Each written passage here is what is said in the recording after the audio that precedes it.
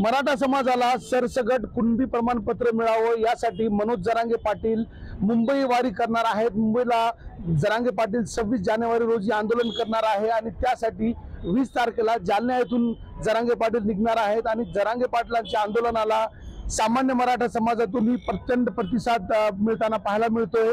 परभणीत एका संदीप गव्हाणे नामक व्यक्ती आहेत, ते परभणी येथून मुंबईपर्यंत सायकल प्रवास करतायत। जरांगे पाटलांना कुठेतरी करत असलेल्या आंदोलनाला समर्थन देण्यासाठी संदीप गव्हाणे हे सायकलवरून परभणी ते मुंबई असा प्रवास करणार आहेत। स्वतः सायकल सवार संदीप गव्हाणे आपल्या सोबत आहे। भाऊ, काय सांगाल, आज परभणीतून निघताय तुम्ही जरांगे पाटलांच्या आंदोलनासाठी, कसा तुमचा प्रवास असणार आहे? मी परभणी ते मुंबई सायकल वारी जरांगे पाटील यांच्या समर्थनार्थ मुंबईला जात आहे। परभणी, मानवत, पाथरी, माजलगाव, अहमदनगर आणि शिरूर, पुणे, लोणावळा, खंडाळा ते आझाद मैदान मुंबई येथे जाणार आहे। जरांगे पाटलांच्या समर्थनासाठी मराठा समाजाला आरक्षण मिळावं ही मागणी आहे आणि जोपर्यंत सरकार मराठा समाजाला आरक्षण देत नाही तोपर्यंत जरांगे पाटलासोबतच मी थांबणार आहे। जोपर्यंत आरक्षण भेटत नाही तोपर्यंत परभणीला वापस येणार नाही।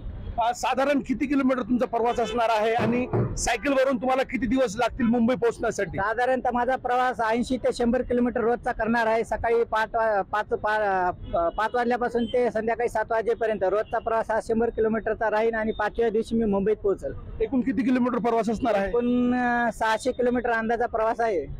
काय वाटते, कसं आंदोलन असणार आहे मुंबईचा? किती लोक मराठा समाजातील लोक जमतील त्या ठिकाणी मुंबईला? जगाला हेवा वाटणारा असा हा मुंबई समाजातील आंदोलन होणार आहे जरांगे पाटलाचं।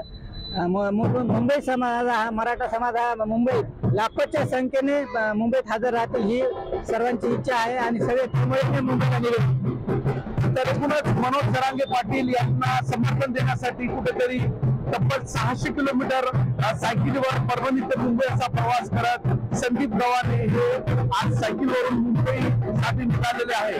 कॅमेरा पर्सन सय्यद फिजरचा नजीर खान, टीव्ही9 मराठी, परभणी।